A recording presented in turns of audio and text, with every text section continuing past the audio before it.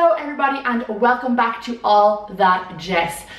I have to apologise for my voice and how I look right now. I am literally just up out of bed. I am recording this video before I fly out the door to work. We're currently in the middle of the Dublin Fashion Festival, so I don't have a whole load of time to be recording videos right now, so I hope you don't mind. I jumped up out of bed this morning and we're just gonna make this work. We're just gonna make this work today. So my eyes, I probably look like I'm half asleep because I am. But let's just jump right into this. So over on Instagram, I asked you guys to send me in your worries. Anything that was making you scared or nervous about coming over to Ireland or traveling, anything at all.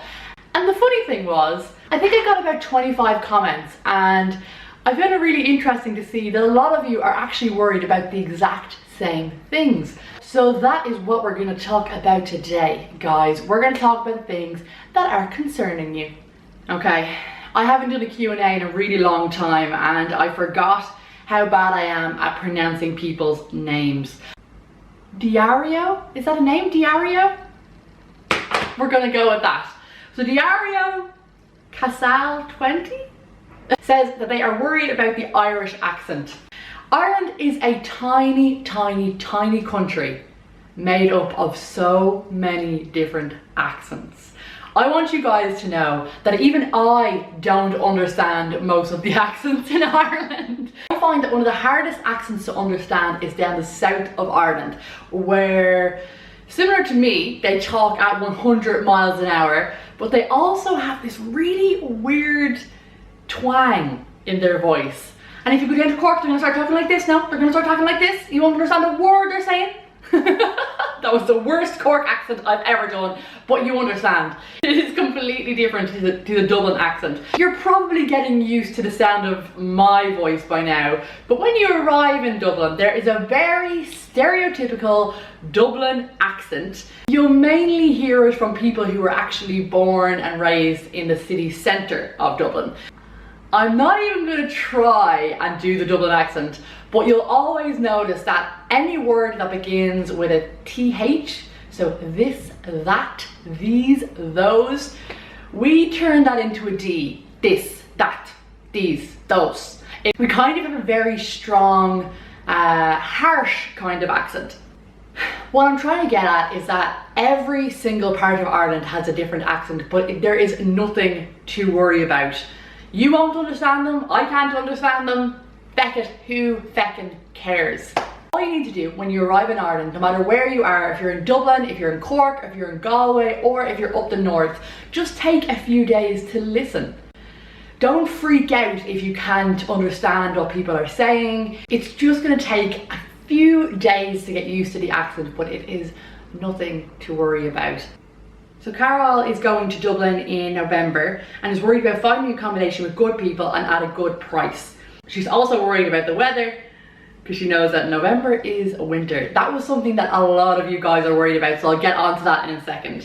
Let's talk about rent. Okay, so one of the brilliant things that I absolutely love about Brazilians in Ireland is the community that you guys have. There are so many Brazilians here, it is freaky, but what really amazes me is that you guys stick together and help each other out. So Carol, if you're looking for accommodation in November, this is great because you've got loads of time to prepare. What I would do is start looking now. Start going into the Brazilian groups on Facebook and planning where you're going to stay. Because what I tend to see a lot is Brazilians coming over here and staying in a hostel for a week or two and then realizing that they probably didn't do enough planning and they didn't start looking for accommodation early enough.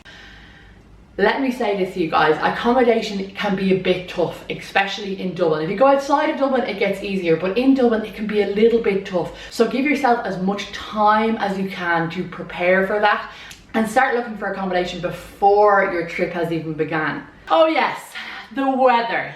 So many of you guys were asking questions about the weather here. Okay, if I'm honest, a lot of Brazilians come here and don't truly understand how cold it is in the winter time. It is freezing.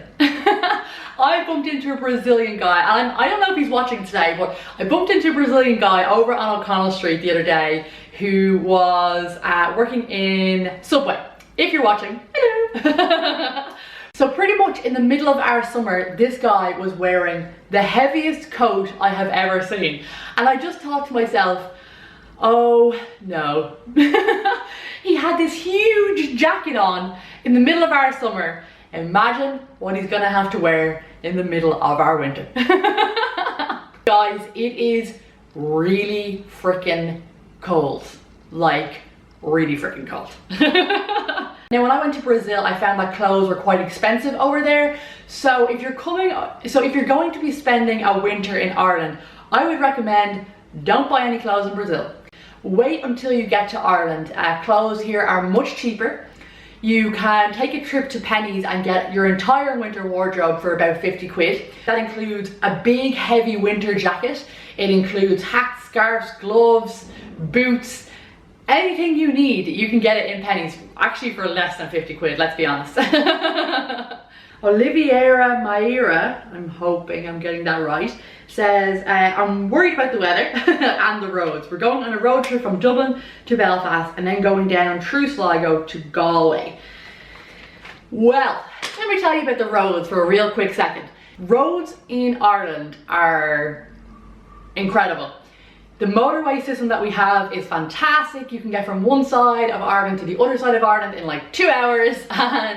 But if you don't want to go the motorway, we also have these little cute countryside back roads, which are like bendy as hell, but they're also really good quality. So you do not need to worry about the roads at all. The only thing that I worry about when it comes to the roads is that when you're on the motorway, the speed limit is 120, right? 120 kilometers, and when you're on the back roads, which are bendy and windy and flying all over the place, the speed limit is generally 80 to 120. How does that make any sense, right? So the speed you're flying down a motorway, you can fly down a road that goes like this.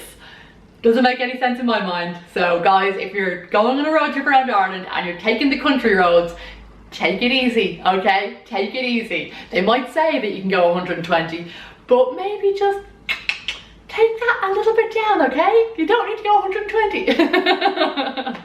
The roads are perfection. The only thing is you're going to be driving on the opposite side of the road in Ireland, but other than that, there is absolutely nothing to worry about.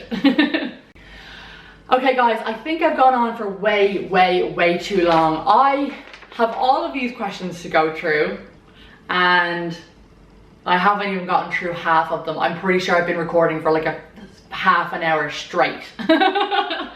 So I might make a part 2.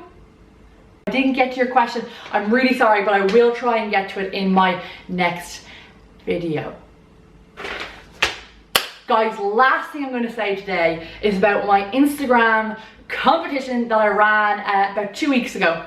I have picked the winner and I am going to announce the winner over on my Instagram channel today. So head on over there, the Gap Year Guru on Instagram, and you'll find out who won. I wanted to give everybody the freaking prize, but I couldn't do that. So what I'm gonna do is, I've got more prizes to give away. So head on over to my Instagram account and see if you have won the ultimate day in Dublin, or if you are a runner-up, you may have won a little prize as well. By the way, when I'm recording this, I'm approximately 20 followers away from 10,000 Instagram followers. I am freaking the hell out right now, guys. Whew. Okay, I have got to go. I gotta get to work. I think I'm late.